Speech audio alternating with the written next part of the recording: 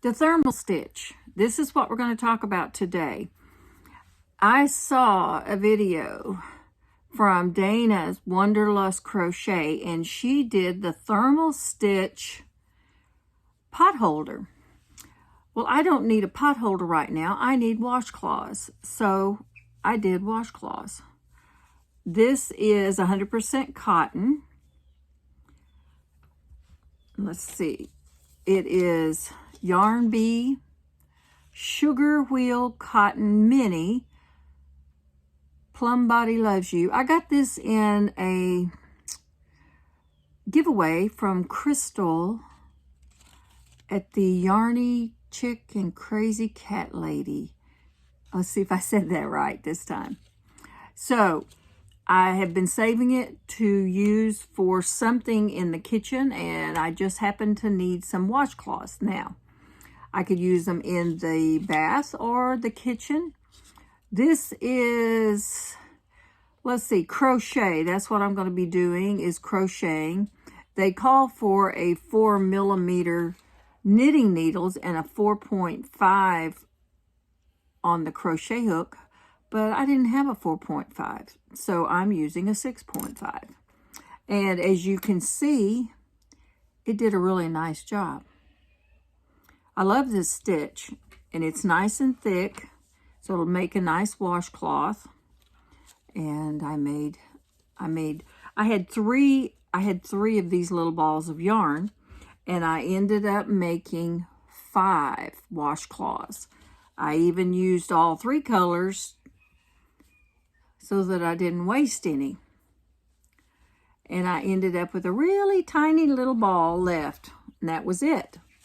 So we're going to do the left-handed thermal stitch for the washcloths. So, and something else I'm going to do is I'm going to use this yarn because it's easier to see the stitches.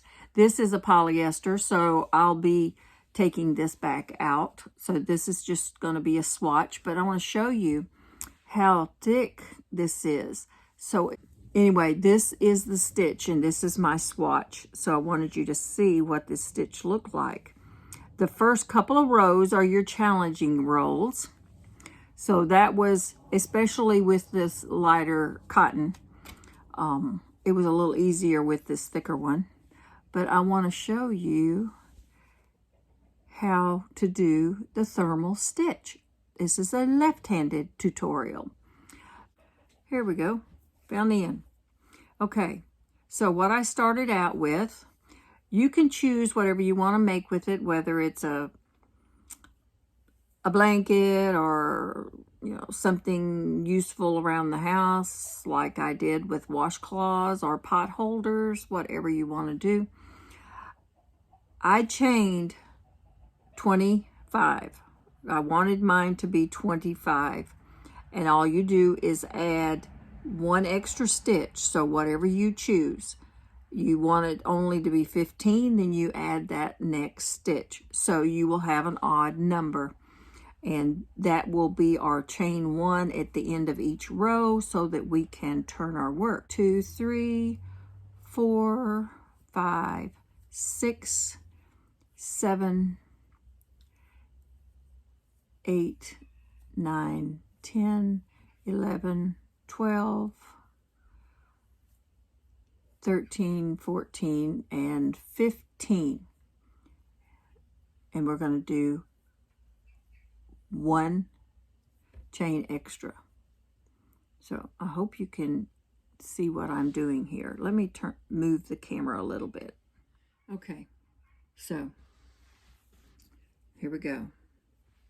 So I got my chain, and I'm going to do a single crochet all the way across for this first row. And I skip 1, and I start in the next one, and you pull through, and you do 1 single crochet. But what I'm doing is I'm going through the back loop. See that loop right there? this back loop. So I will go in that back loop and pull a loop up. There you go, see? And go back into the back loop, pull up, chain over, pull through. Like I said, it's a little easier with the thicker, and if you need to practice, that's exactly, use a scrap yarn, something easy to work with. Always go in the back loop. This whole project is going to be in the back loops. So it'll be a little bit different than just a regular crochet. So I will, and you see how that, so it's leaving the foundation part of the chain, and we will actually use that in the next row. And we'll go through these chains, and if you want to pause and go all the way to the end of your work, and then you can, but this is what you should be, your piece should be looking like. Okay, so we will pause it, and you finish up your chain till about maybe 3 stitches, and then we'll finish and turn around and turn our work. Okay, so now we're at the end, and we're going through the back loop, chain over, come through, chain over, come through both loops, and this is the last stitch. Sometimes you just have to find those little stitches, and this is our last stitch.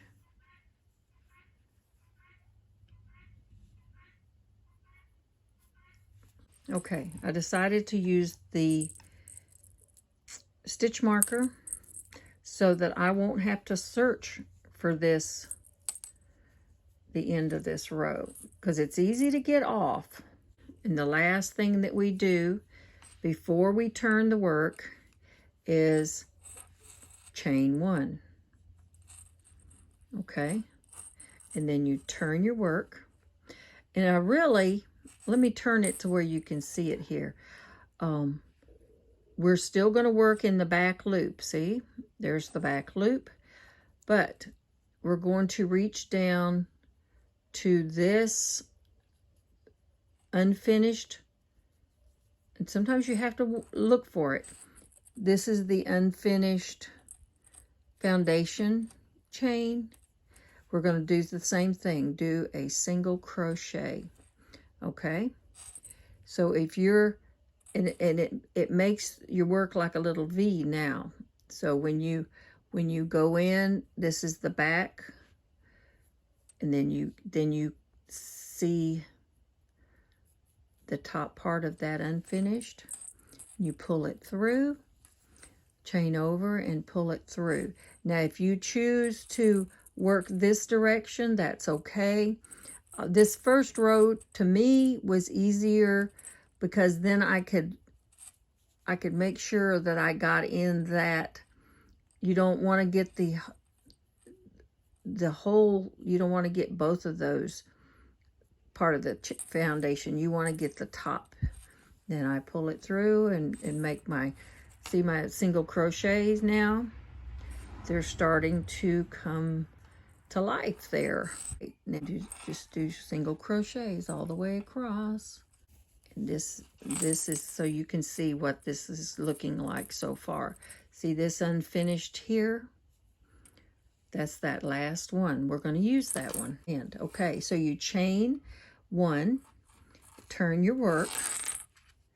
Now I'm going to show you this direction instead of this direction so you can see.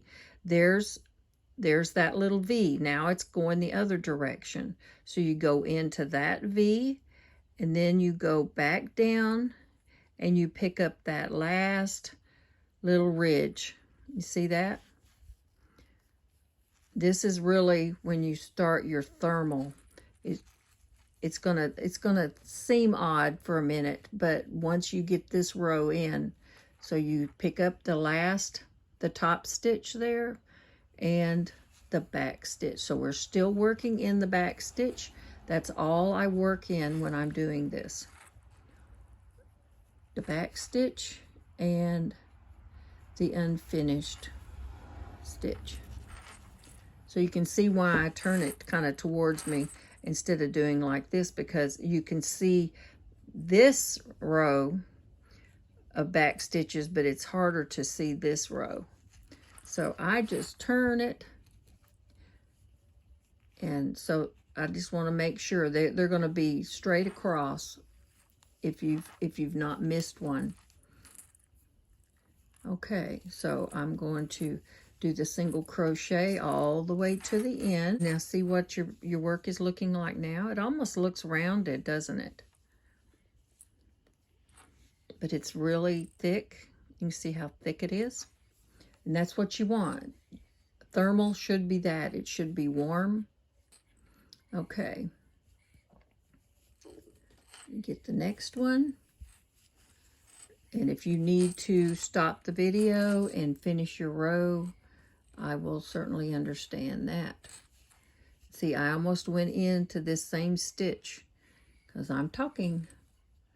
Okay, so I really needed to go down because I almost doubled up that stitch. It's easy to do. That's why you can count at the end of each row. So if you're doing 15, count and make sure you have 15 stitches and not one less or one more. Okay, so I'm going to go ahead and go all the way down, and the more you do it, the more repetitive, the easier it becomes. It's actually a really neat stitch. So we're down to the last couple of stitches. You yarn over and bring it through, yarn over and bring it through both. See how pretty that stitch is? Okay, and now I'm going to do this one. And see, I have my stitch marker there.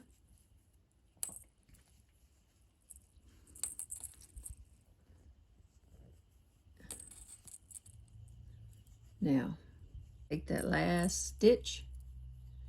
This one you kind of have to, that's why I put the stitch marker in there so that I could find that last stitch.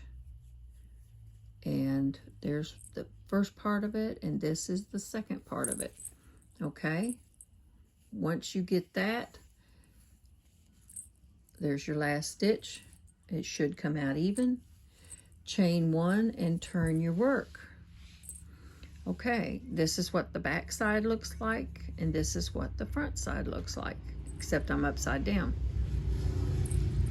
Okay, so now this, you can see this outer row right here, this ridge, that's what you're going to be getting now. Okay, take your first stitch there, and at the end, there you go, and you do your single crochet just like you did the stitch before. Do this all the way down,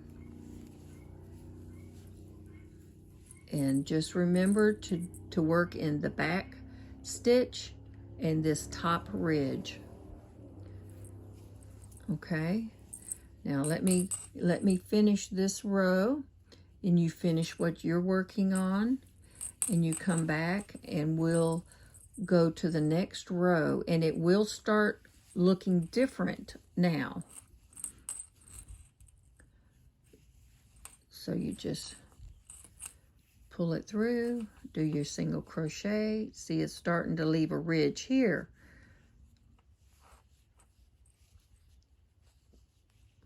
See?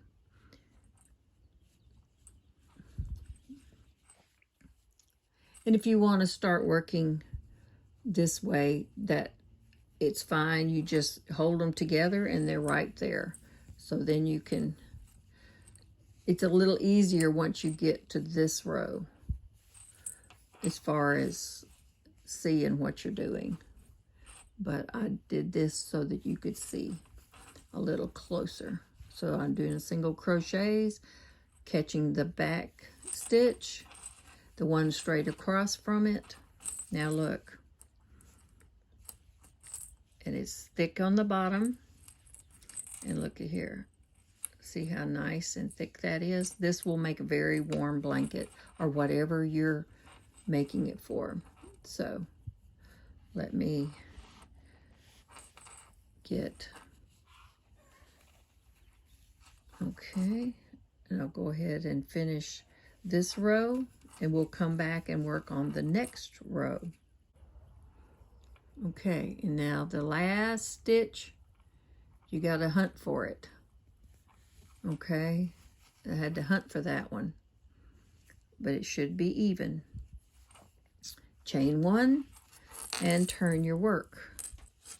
Now you see what that looks like on the front side, and then this is what it looks like on the back side. So you can see your ridges. Okay, so next, this will be this row. You'll just keep repeating until you get it as large as you want. Okay, we're still working in the back stitch, the one straight across from it, and do your single crochet. And just keep, and it's a lot easier to find the stitches now that you're up to this third row. And you just, see, there's your V right there. So you just go in the back stitch. The other one should be right there for you. Shouldn't have to hunt for it now. Okay, now we have, I had to hunt for that little stitch there a little bit, and then the other one is right there. So you do your single crochet, looks pretty even. Like I said, you can count if you want to the first few rows just to make sure you're not off. Do your single chain and then turn your work and see how it's looking. And it has that little ridge. That'll be the little ridge that you're going, that'll be your back stitch. Okay, so this is the thermal stitch. And you just keep doing single crochet until you get the piece as large as you want. And from there,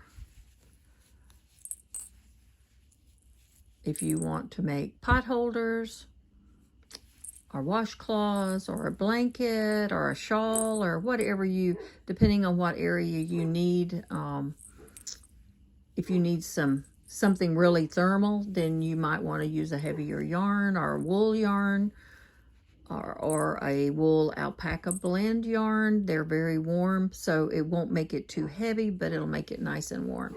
So this is our left-handed thermal stitch, and I hope this has helped anyone who is left-handed. I don't have a pattern for this. I watched Dana at Dana's Wanderlust Crochet, and then I decided to convert it to a left hand since she did a right-handed piece. So thought maybe it might help someone who is left-handed. So just keep on going until you get it where you want it. Now, I think it's a beautiful stitch. So if you like this video, give me a thumbs up. Leave a comment if you will. If you have a question, I will see if I can answer it. If not, I will find somebody who can. And we will see you on the next tutorial. Thanks for stopping, and we'll see you again. Bye.